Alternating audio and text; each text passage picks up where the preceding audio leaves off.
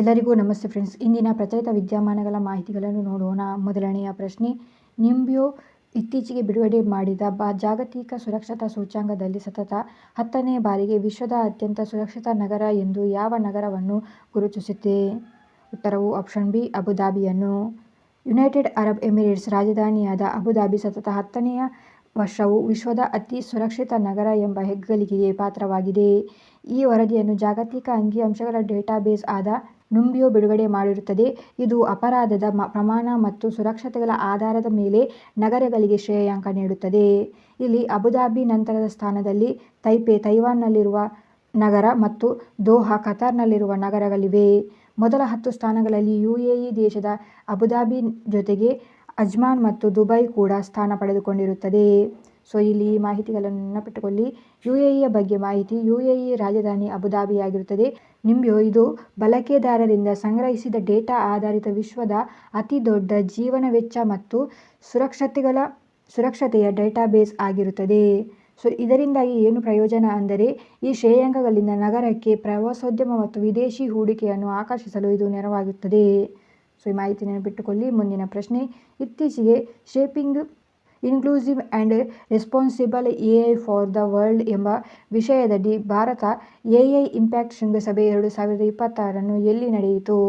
ಉತ್ತರವು option C, ನವದೆಹಲಿಯಲ್ಲಿ. ಕೃತಕ ಬುದ್ಧಿಮತ್ತೆಯು ಕೇವಲ ತಾಂತ್ರಿಕ ಪ್ರಗತಿಯಾಗಿ ಅಷ್ಟೇ ಅಲ್ಲದೆ ಸಮಾಜದ ಎಲ್ಲ ವರ್ಗದ ಜನರಿಗೆ ಹೇಗೆ ಸಹಕಾರಿಯಾಗಬೇಕು ಮತ್ತು ಅದನ್ನು ಜವಾಬ್ದಾರಿಯುತವಾಗಿ ಹೇಗೆ ಬಳಸಬೇಕು ಎಂದು ಚರ್ಚಿಸಲು ಈ ಶೃಂಗಸಭೆಯನ್ನು ಭಾರತವು ಆಯೋಜಿಸಿತ್ತು. ಇದರ ಮುಖ್ಯ theme shaping inclusive and responsible AI for the world ಆಗಿರುತ್ತದೆ. ಈ ಮಾಹಿತಿ ನೆನಪಿಟ್ಟುಕೊಳ್ಳಿ. ಇಲ್ಲಿ ಪ್ರಮುಖ ಘೋಷಣೆಗಳು ಯಾವುದೆಲ್ಲ ಆಯಿತು ಅಂದರೆ AI ಫಾರ್ ಆಲ್, ಕೃಷಿ, ಆರೋಗ್ಯ ಮತ್ತು ಶಿಕ್ಷಣ ಕ್ಷೇತ್ರದಲ್ಲಿ AI ಬಳಕೆಗೆ ಆದ್ಯತೆ ನೀಡುವ ಬಗ್ಗೆ ಘೋಷಣೆ ನಡೆಯಿತು. ಡಾಟಾ ಸಾವರ್ನಿಟಿ, ಇದರ ಬಗ್ಗೆ ಭಾರತೀಯ ದತ್ತಾಂಶವನ್ನು ಭಾರತದಲ್ಲಿ ಸುರಕ್ಷಿತವಾಗಿರುವ ಕುರಿತು ಚರ್ಚೆ ನಡೆಯಿತು. ಎಥಿಕಲ್ AI, ತಪ್ಪು ಮಾಹಿತಿ ಮತ್ತು AI ದುರ್ಬಳಕೆಯನ್ನು ತಡೆಯಲು ಜಾಗತಿಕ ನೀತಿಗಳ ರಚನೆಗೆ ಚರ್ಚೆ ನಡೆಯಿತು. ಇಲ್ಲಿ ಪರೀಕ್ಷೆ ದೃಷ್ಟಿಯಿಂದ AIನ ಬಗ್ಗೆ ಕೇಳಬಹುದಾದ ಕೆಲವು ಇಂಪಾರ್ಟೆಂಟ್ ಮಾಹಿತಿಗಳು. GPAI global partnership on artificial intelligence, ಇದರ ಅಧ್ಯಕ್ಷತೆಯನ್ನು ಇತ್ತೀಚೆಗೆ ಭಾರತವು ವಹಿಸಿಕೊಂಡಿದೆ. ಇಂಡಿಯಾ AI ಮಿಷನ್, ಭಾರತ ಸರ್ಕಾರವು AI ತಂತ್ರಜ್ಞಾನದ ಅಭಿವೃದ್ಧಿಗಾಗಿ ಸುಮಾರು 10,000 ಕೋಟಿಗೂ ಅಧಿಕ ಹಣವನ್ನು ಮೀಸಲಿಟ್ಟಿದೆ ಮತ್ತು ಈ ಶೃಂಗಸಭೆಯನ್ನು ಎಲೆಕ್ಟ್ರಾನಿಕ್ಸ್ ಮತ್ತು ಮಾಹಿತಿ ತಂತ್ರಜ್ಞಾನ ಸಚಿವಾಲಯವು ಆಯೋಜಿಸಿರುತ್ತದೆ. ಈ ಮಾಹಿತಿಗಳನ್ನು ನೆನಪಿಟ್ಟುಕೊಳ್ಳಿ. ಇಲ್ಲಿ ಮೇಯ್ನಾಗಿ ನೆನಪಿಟ್ಟುಕೊಳ್ಳಿ, ಭಾರತ AI ಇಂಪ್ಯಾಕ್ಟ್ ಶೃಂಗಸಭೆಯನ್ನು ಆಯೋಜಿಸಿತ್ತು. ಎಲ್ಲಿ ಅಂದರೆ ನವದೆಹಲಿಯಲ್ಲಿ. ಇದರ ಮೇನ್ ಥೀಮ್ ಇಂಪಾರ್ಟೆಂಟ್ ಆಗಿರುತ್ತದೆ. Shaping inclusive and responsible AI for the world ಆಗಿರುತ್ತದೆ. ಮುಂದಿನ ಪ್ರಶ್ನೆಯನ್ನು ನೋಡುವ. ಬೀದಿ ನಾಯಿಗಳ ಹಾವಳಿಯನ್ನು ತಡೆಗಟ್ಟಲು ಮತ್ತು ಪ್ರಾಣಿಗಳ ರಕ್ಷಣೆಗಾಗಿ ತನ್ನ ಮೊದಲ ಡಾಗ್ ಸ್ಯಾಂಕ್ಚುಯರಿ ಅನ್ನು ಇತ್ತೀಚೆಗೆ ಉದ್ಘಾಟಿಸಿದ ಅಥವಾ ಪ್ರಾರಂಭಿಸಿದ ರಾಜ್ಯ ಯಾವುದು? ಉತ್ತರವು ಆಪ್ಷನ್ ಬಿ, ಪಂಜಾಬ್ ರಾಜ್ಯ. ಪಂಜಾಬ್ ಸರ್ಕಾರದ ವತಿಯಿಂದ ಲುಧಿಯಾನದ ಹಬ್ರನ್ ಗ್ರಾಮದ ಬಳಿ ಈ ರಾಜ್ಯದ ಮೊದಲ ಡಾಗ್ ಸ್ಯಾಂಕ್ಚುಯರಿಯನ್ನು ಸ್ಥಾಪಿಸಲಾಗಿದೆ. ಇದರ ಉದ್ದೇಶ ನಗರ ಪ್ರದೇಶಗಳಲ್ಲಿ ಹೆಚ್ಚುತ್ತಿರುವ ಬೀದಿ ನಾಯಿಗಳ ಹಾವಳಿಯನ್ನು ನಿಯಂತ್ರಿಸುವುದು ಮತ್ತು ಆ ನಾಯಿಗಳಿಗೆ ಸುರಕ್ಷಿತವಾದ ಆಶ್ರಯ, ಆಹಾರ ಮತ್ತು ವೈದ್ಯಕೀಯ ಸೌಲಭ್ಯ ನೀಡುವುದು ಇದರ ಮುಖ್ಯ ಗುರಿಯಾಗಿರುತ್ತದೆ. ಇದರಲ್ಲಿ ಯಾವೆಲ್ಲ ಸೌಲಭ್ಯಗಳು ನೀಡಲಾಗುತ್ತದೆ ಅಂದರೆ ನಾಯಿಗಳಿಗೆ ಆಪರೇಷನ್ ಥಿಯೇಟರ್, ವ್ಯಾಕ್ಸಿನೇಷನ್ ಸೆಂಟರ್ ಮತ್ತು ತರಬೇತಿ ನೀಡುವ ವ್ಯವಸ್ಥೆ ಇದೆ. ಇಲ್ಲಿ ನಾಯಿಗಳ ಸಂತಾನಹರಣ ಚಿಕಿತ್ಸೆಯನ್ನು ವ್ಯವಸ್ಥಿತವಾಗಿ ಮಾಡಲಾಗುತ್ತದೆ. ಈ ಮಾಹಿತಿ ನೆನಪಿಟ್ಟುಕೊಳ್ಳಿ. ಪಂಜಾಬ್ನ ಬಗ್ಗೆ ಮಾಹಿತಿ.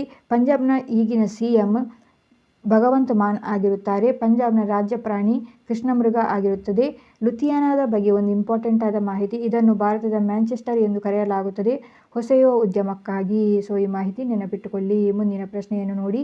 ಕೇಂದ್ರ ಪರಿಸರ ಸಚಿವಾಲಯವು ಇತ್ತೀಚೆಗೆ ಯಾವ ರಾಜ್ಯದಲ್ಲಿರುವ ಕುಂಭಲ್ಗಢ ವನ್ಯಜೀವಿ ಅಭಯಾರಣ್ಯವನ್ನು ಪರಿಸರ ಸೂಕ್ಷ್ಮ ವಲಯ ಎಂದು ಘೋಷಿಸಿದೆ? ಉತ್ತರವು ಆಪ್ಷನ್ ಸಿ, ರಾಜಸ್ಥಾನ. ಏನಿದು ಘೋಷಣೆ ಅಂದರೆ ಕೇಂದ್ರ ಪರಿಸರ, ಅರಣ್ಯ ಮತ್ತು ಹವಾಮಾನ ಬದಲಾವಣೆ ಸಚಿವಾಲಯವು ಕುಂಭಲ್ಗಢ ವನ್ಯಜೀವಿ ಅಭಯಾರಣ್ಯದ ಸುತ್ತಮುತ್ತಲಿನ ಪ್ರದೇಶವನ್ನು ಪರಿಸರ ಸೂಕ್ಷ್ಮ ವಲಯ ಎಂದು ಅಧಿಕೃತವಾಗಿ ಘೋಷಿಸಿದೆ. ಇದರ ಉದ್ದೇಶ ಅಭಯಾರಣ್ಯದ ಸುತ್ತಮುತ್ತ ನಡೆಯುವ ಅನಿಯಂತ್ರಿತ ಗಣಿಗಾರಿಕೆ, ಬೃಹತ್ ಕಟ್ಟಡ ನಿರ್ಮಾಣ ಮತ್ತು ವಾಣಿಜ್ಯ ಚಟುವಟಿಕೆಗಳನ್ನು ನಿಯಂತ್ರಿಸುವ ಮೂಲಕ ವನ್ಯಜೀವಿಗಳ ನೈಸರ್ಗಿಕ ಆವಾಸ ಸ್ಥಾನವನ್ನು ಸುರಕ್ಷಿಸುವುದು ಇದರ ಮುಖ್ಯ ಗುರಿಯಾಗಿರುತ್ತದೆ. ಈ ಮಾಹಿತಿ ನೆನಪಿಟ್ಟುಕೊಳ್ಳಿ. ಈ ವಲಯದಲ್ಲಿ ಚಿರತೆ, ತೋಳ ಮತ್ತು ಸ್ಲೋತ್ ಬೇರ್ಗಳಂತಹ ಪ್ರಾಣಿಗಳಿಗೆ ಸುರಕ್ಷಿತ ಕಾರಿಡಾರ್ ಒದಗಿಸುತ್ತದೆ. ಇಲ್ಲಿ ಪರೀಕ್ಷೆಯ ದೃಷ್ಟಿಯಿಂದ ಕೆಲವು ಇಂಪಾರ್ಟೆಂಟ್ ಆದ ಮಾಹಿತಿ ನೆನಪಿಟ್ಟುಕೊಳ್ಳಿ. ಕುಂಭಲ್ಗಢ ಕೋಟೆ ಇದು ಯುನೆಸ್ಕೋ ವಿಶ್ವ ಪರಂಪರೆಯ ತಾಣವಾಗಿದ್ದು ಈ ಅಭಯಾರಣ್ಯದ ವ್ಯಾಪ್ತಿಯಲ್ಲಿ ಬರುತ್ತದೆ. ಈ ಕೋಟೆಯು ಚೀನಾದ ಮಹಾಗೋಡೆಯ ನಂತರ ವಿಶ್ವದ 2ನೇ ಅತಿ ಉದ್ದದ ಗೋಡೆಯಾಗಿರುತ್ತದೆ. ಸೊ ಈ ಮಾಹಿತಿ ನೆನಪಿಟ್ಟುಕೊಳ್ಳಿ. ಅರಾವಲಿ ಪರ್ವತ ಶ್ರೇಣಿ ಕುಂಭಲ್ಗಢ ಅಭಯಾರಣ್ಯವು ರಾಜಸ್ಥಾನದ ಅರಾವಲಿ ಪರ್ವತ ಶ್ರೇಣಿಯಲ್ಲಿಯೇ ಇದೆ. ಇದು ESZ ಅಂದರೆ ವನ್ಯಜೀವಿ ಅಭಯಾರಣ್ಯಗಳು ಅಥವಾ ರಾಷ್ಟ್ರೀಯ ಉದ್ಯಾನಗಳ ಸುತ್ತಮುತ್ತಲಿನ 10 ಕಿಲೋಮೀಟರ್ ವರೆಗಿನ ಪ್ರದೇಶವನ್ನು ಶಾಕ್ ಅಬ್ಸರ್ವರ್ ಆಗಿ ಕಾರ್ಯನಿರ್ವಹಿಸಲು ESZ ಎಂದು ಘೋಷಿಸಲಾಗಿರುತ್ತದೆ. ಸೊ ಇಲ್ಲಿ ಹಾಗಾದರೆ ಈ ಮಾಹಿತಿ ನೆನಪಿಟ್ಟುಕೊಳ್ಳಿ. ಪರಿಸರ ಸೂಕ್ಷ್ಮ ವಲಯವೊಂದು ಎಂದು ಘೋಷಿಸಲಾದ ಈ ಕುಂಭಲ್ಗಢ ವನ್ಯಜೀವಿ ಅಭಯಾರಣ್ಯದ 10 ಕಿಲೋಮೀಟರ್ ಪ್ರದೇಶವನ್ನು ಶಾಕ್ ಅಬ್ಸರ್ವರ್ ಆಗಿ ಈಗ ಪರಿಸರ ಸೂಕ್ಷ್ಮ ವಲಯ ಗಮನಿಸುತ್ತದೆ. ಸೊ ಈ ಮಾಹಿತಿಯನ್ನು ನೆನಪಿಟ್ಟುಕೊಳ್ಳಿ. ಮುಂದಿನ ಪ್ರಶ್ನೆಯನ್ನು ನೋಡುವ.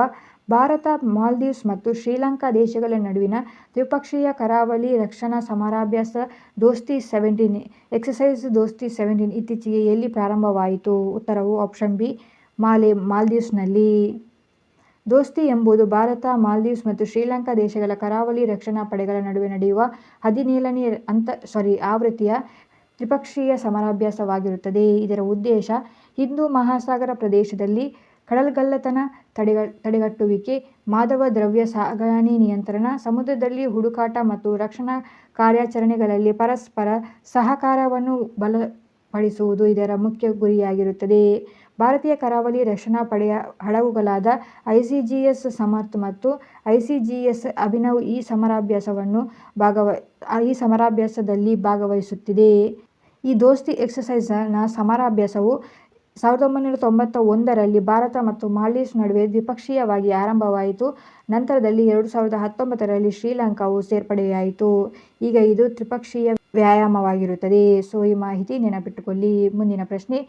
ಕೇಂದ್ರ ನಿಯೋಜನೆಯ ಅಡಿಯಲ್ಲಿ ಇತ್ತೀಚೆಗೆ ಕೇಂದ್ರ ಮೀಸಲು ಪೊಲೀಸ್ ಪಡೆ CRPFನ ಡೆಪ್ಯೂಟಿ ಇನ್ಸ್ಪೆಕ್ಟರ್ ಜನರಲ್ DIG ಆಗಿ ಯಾರು ನೇಮಕಗೊಂಡಿದ್ದಾರೆ?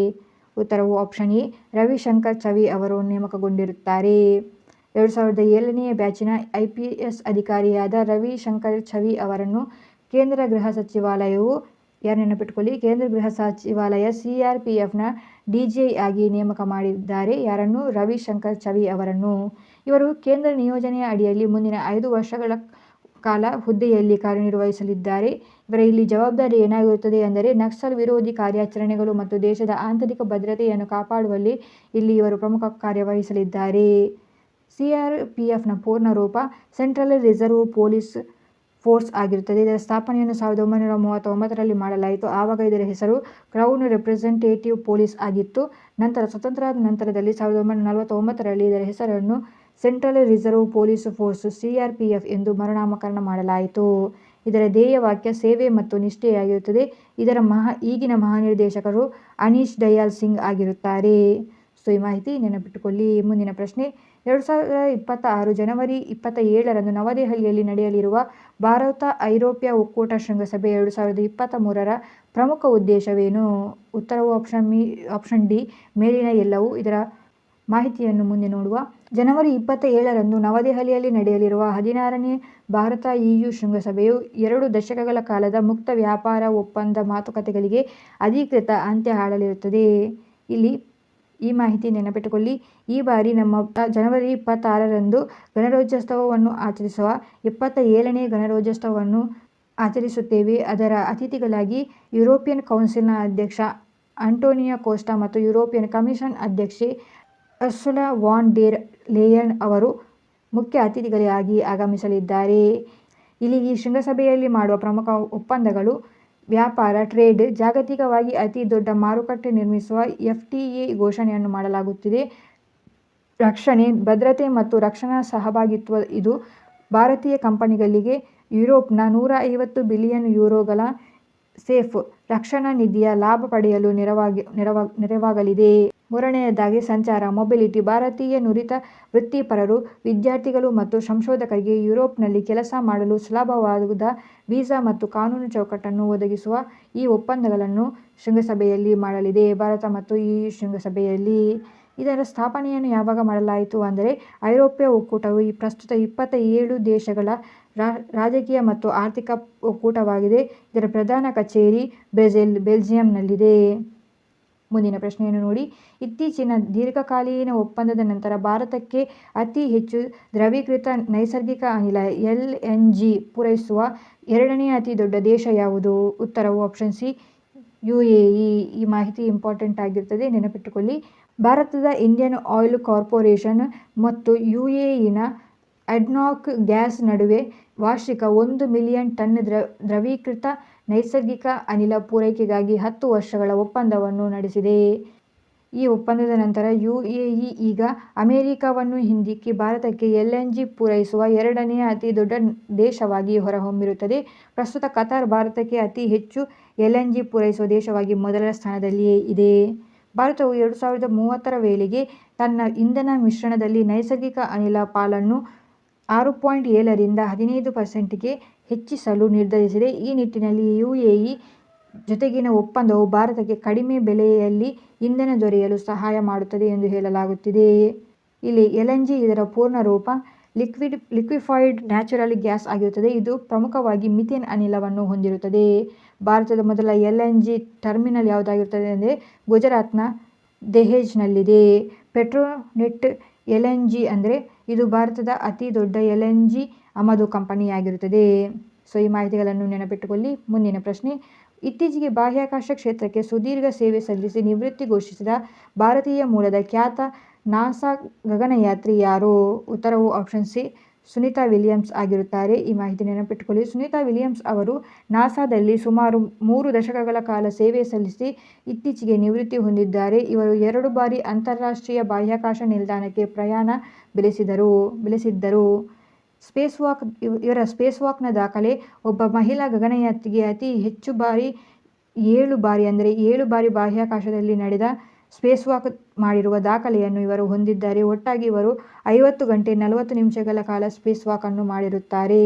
ಬಾಹ್ಯಾಕಾಶದಲ್ಲಿ ಕಳೆದ ಸಮಯ. ಇವರು ಬಾಹ್ಯಾಕಾಶದಲ್ಲಿ ಒಟ್ಟು 322 ದಿನಗಳಿಗೂ ಹೆಚ್ಚು ಸಮಯವನ್ನು ಕಳೆದಿರುತ್ತಾರೆ.